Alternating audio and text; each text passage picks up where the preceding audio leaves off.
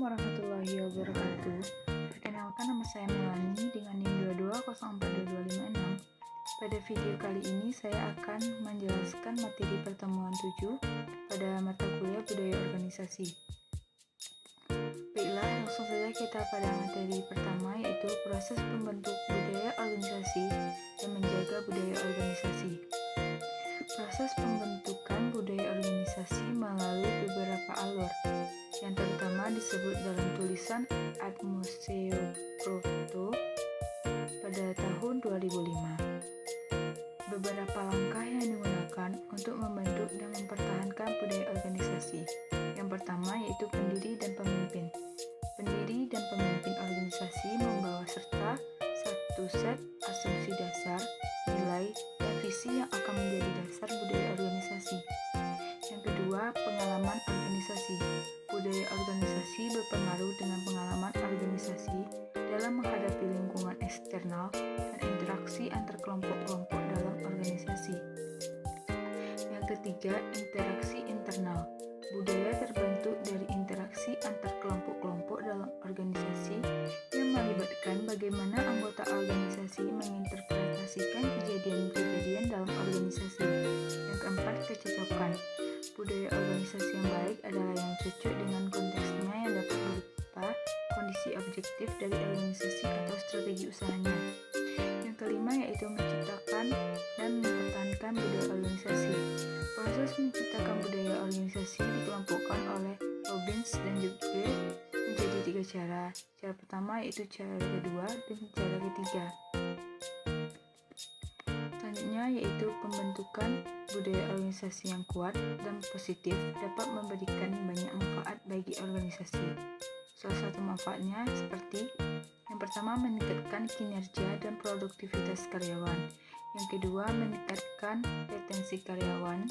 Yang ketiga, memperkuat identitas dan citra organisasi. Yang keempat, meningkatkan kerjasama dan komunikasi antar karyawan. Yang kelima, meningkatkan adaptasi terhadap perubahan.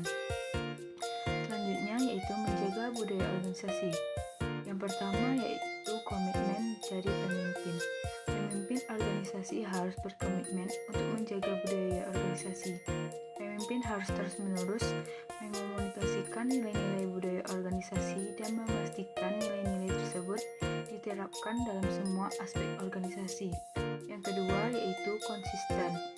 Organisasi harus memastikan semua kebijakan, prosedur, dan program konsisten dengan budaya organisasi. Yang ketiga, komunikasi yang efektif. Organisasi harus memastikan komunikasi yang terjadi di dalam organisasi konsisten dengan budaya organisasi. Yang keempat, pengukuran dan evaluasi. Organisasi harus secara berkala mengukur dan mengevaluasi budaya organisasi untuk memastikan budaya organisasi masih sesuai dengan tujuan dan strategi organisasi. Yang kelima yaitu adaptasi perubahan. Budaya organisasi harus mampu beradaptasi dengan perubahan lingkungan dan kebutuhan organisasi.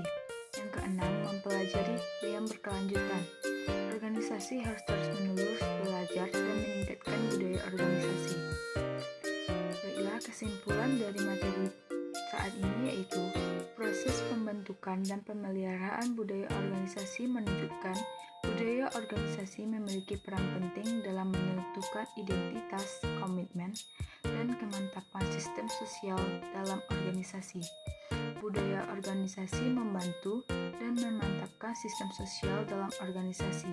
Budaya organisasi membantu menciptakan perbedaan antara satu organisasi dengan yang lainnya, memberikan rasa identitas dari anggotanya, dan memudahkan tercapainya komitmen yang lebih luas terhadap kepentingan bersama daripada kepentingan individu.